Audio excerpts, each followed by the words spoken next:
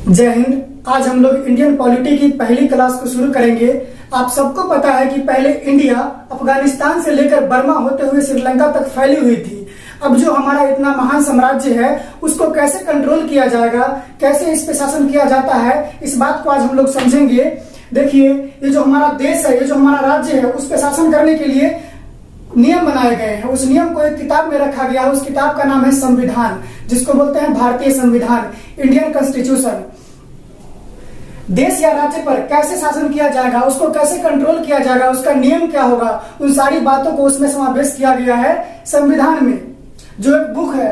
अब क्या है कि आप किताब कोई भी पढ़ते हैं, उसमें लेसन होता है, भाग होता है।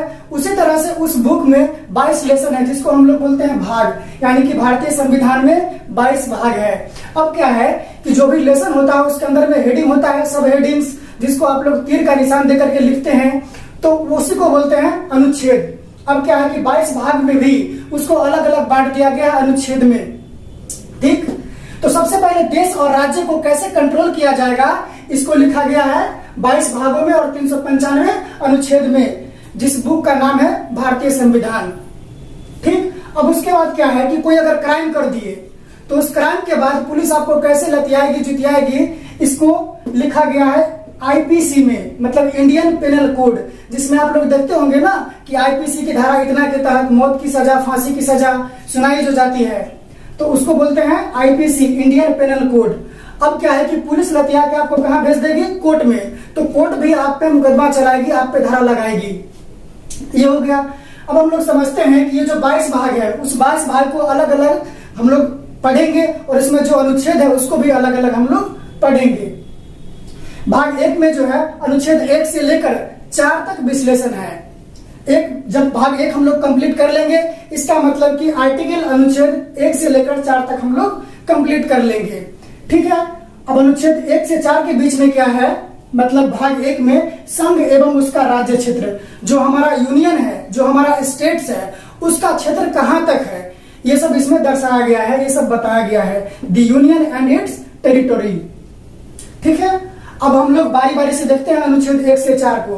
पहले देखते हैं अनुच्छेद 1 को। इसमें क्या कहा गया है कि भारत जो है राज्यों का संघ है, भारत राज्यों का संघ है, मतलब जितना भी स्टेट्स है इसका एक यूनियन है। अब क्या है, हम लोग समझ लेते हैं पहले कि जो कॉन्फेडरल, फेडरल और यूनियन, ये क्या होता है। पहले समझते हैं कॉन्फेडरल मतलब परिसंघ। ये क्या होता है, इसमें बहुत सारे जो छोटे छोटे स्टेट्स हैं, ये लोग मिलकर के एक देश का निर्माण करते हैं और अपनी कुछ शक्ति देश को देती है, तब जाकर के वो देश पूरे राज्य पर कंट्रोल करती है। और इसमें क्या होता है कि देश और राज्यों के बीच में कुछ समझौता होता है, हस्ताक्षर होता है, जिसको तोड़ करके वो राज्य कभी भी अलग हो सकता है। फिर दूसरा क्या होता है, फेडरल संघ। इसमें भी उसी तरह से होता है, राज्य जो होती है, बहुत सारे राज्य मिलकर के देश का निर्माण करती है और अपनी कुछ नहीं, बहुत ज्यादा शक्ति केंद्र को दे देती है, देश को दे देती है, और वो देश पूरे राज्य पर कंट्रोल करती है। लेकिन इसमें भी वही बात है कि वो लोग कभी भी जो साइन किया है, हस्ताक्षर किया है, उसको तोड़ करके अलग राज्य बना सकती है, अलग देश बना सकती है। इसमें बहुत ज्यादा डर रहता है कि कभी भी कोई राज्य अलग हो जाएगा देश से। एक होता है यूनियन। यूनियन में क्या होता है, संघ। इसमें कोई भी राज्य के पास अपना कंट्रोल नहीं होता है, अपनी पावर नहीं होती है, बहुत ज्यादा पावर होती है केंद्र सरकार के पास, और इसमें अलग होने का प्रोविजन नहीं रहता है। कभी भी कोई राज्य अलग नहीं हो सकती है, क्योंकि जब संविधान बन रहा था उस टाइम देखा गया कि हमारे देश में, भारत में बहुत अलग अलग भाषाएं बोली जाती है, बहुत अलग अलग तरह का कल्चर है, तो इसके आधार पर जो है राज्य अलग हो सकती है। इसलिए इसको हमारे जो भारत में जो भी राज्य है इसको संघ के अंदर में रखा गया बांध करके, ताकि कोई भी राज्य अपने मन से भारत से अलग नहीं हो सकती है। अब क्या है कि फेडरल और यूनियन दोनों का हिंदी संघ होता है।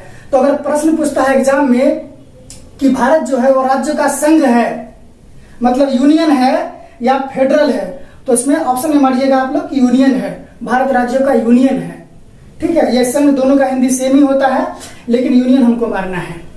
ठीक, पहला में क्या है, अनुच्छेद फर्स्ट का जो पहला पॉइंट लिखा गया उसमें है भारत राज्यों का संघ है, स्टेट्स का यूनियन है। दूसरा में क्या बोलता है कि राज्यों को पहली अनुसूची में रखा गया है। अब ये तो बोल दिया कि भारत जो है राज्य का संघ है, लेकिन अब कौन कौन से राज्य उसमें है, भारत में है, ये कहां से चलेगा पता। मान लीजिए कल होकर के विवाद अगर हो जाए कि बिहार भारत का राज्य नहीं है, तो फिर कैसे प्रूफ करेंगे कि बिहार भारत का ही राज्य है।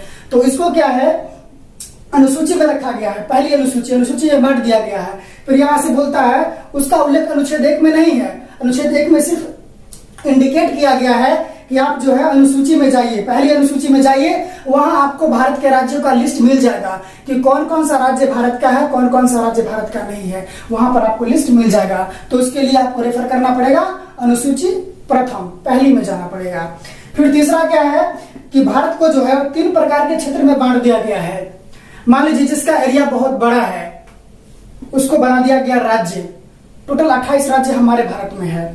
अब क्या है कि जिसका एरिया छोटा है लेकिन वो देश के हित में बहुत इंपॉर्टेंट है, वहां अलग कल्चर है, तो उसको बना दिया गया यूनियन टेरिटरी, केंद्र शासित प्रदेश। ये अब 8 बन गया है। पहले हमारे देश में 8 थे केंद्र शासित प्रदेश, लेकिन जम्मू कश्मीर और फिर लद्दाख को 2 और बना दिया गया, तो बन गया 9 बन गया। लेकिन हमारे देश में एक और था यूटी, दादर एंड नागर हवेली। अब क्या है कि दोनों बहुत छोटा छोटा है, इसीलिए फिर दोनों को मिलाकर के 1 कर दिया गया, तो फिर हो गया 8, यानी कि हमारे देश में टोटल 8 यूनियन टेरिटरी है।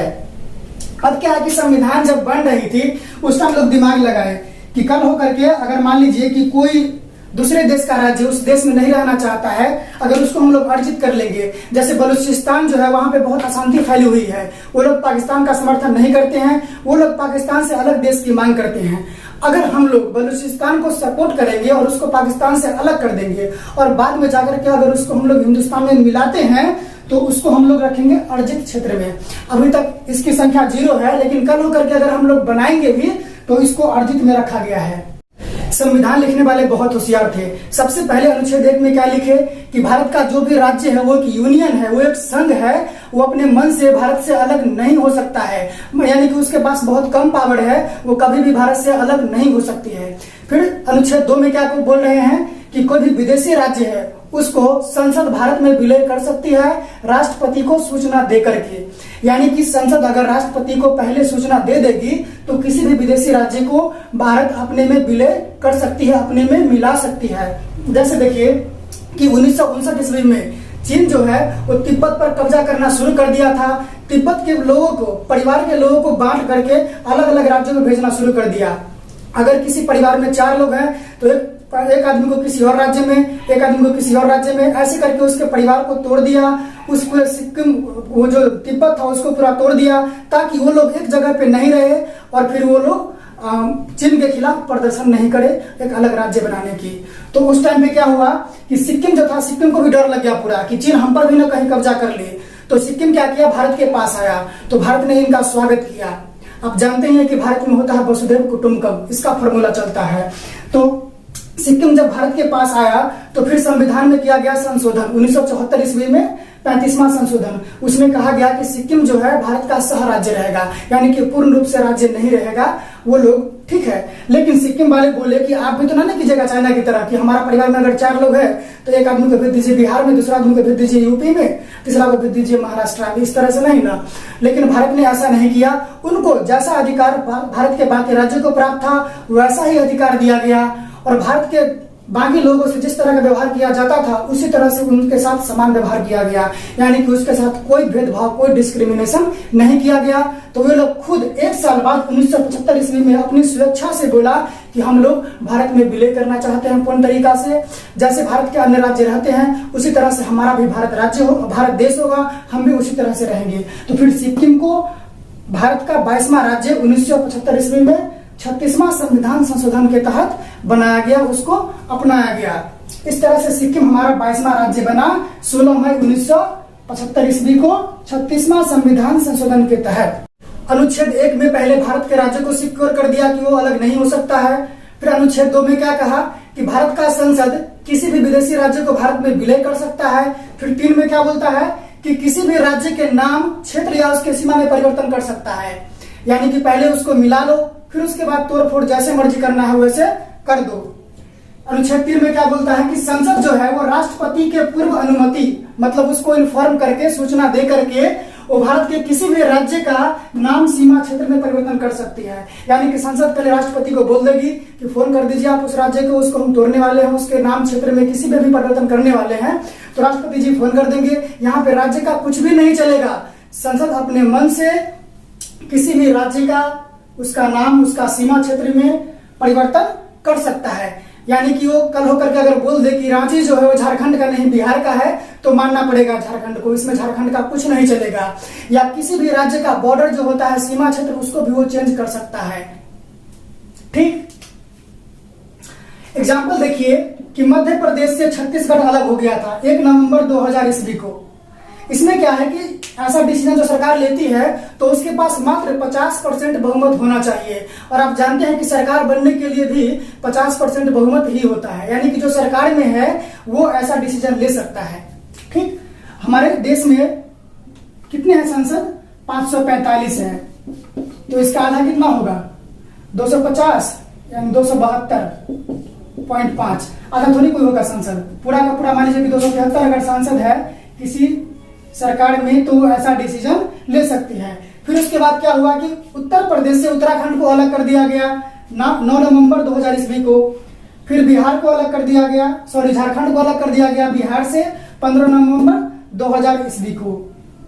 इसी प्रकार से आंध्र प्रदेश के लोग हल्ला करते रह गए कि मतलब अलग नहीं होना है, लेकिन तेलंगाना को 2014 ईस्वी में काट करके अलग कर दिया गया, एक अलग स्टेट बना दिया गया, 29वां राज्य बना दिया गया था। अनुच्छेद 4 में क्या कहा गया है कि अनुच्छेद 2 तथा 3 को 368 के बाहर रखा गया है। यानी कि जो भी डिसीजन लिए जाएंगे अनुच्छेद 2 और 3 के तहत, उसको 368 के बाहर रखने का मतलब हुआ कि राष्ट्रपति के अनुमति लेना अनिवार्य है, लेकिन राष्ट्रपति को उसमें सहमति देना पड़ेगा।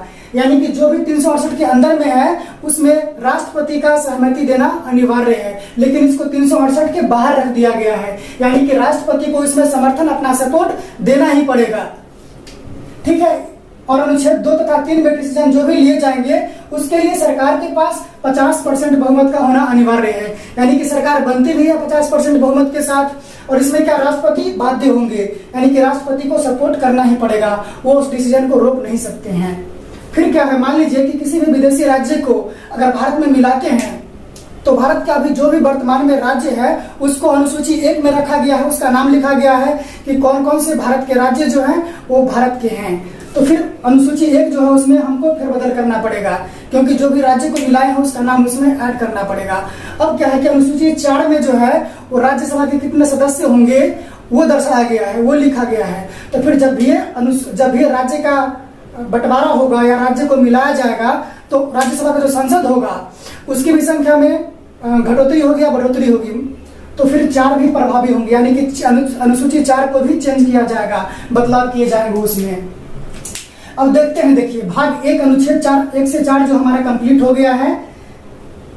इसको याद करने का बहुत सिंपल तरीका है। सबसे पहले क्या है, अनुच्छेद 1 में क्या कहा गया है कि भारत जो है वो राज्यों का संघ है, यूनियन है। फिर 2 में क्या बोलता है कि भारत किसी भी विदेशी राज्य को भारत में मिला सकती है, इसके लिए सिर्फ राष्ट्रपति को सूचना देना पड़ेगा।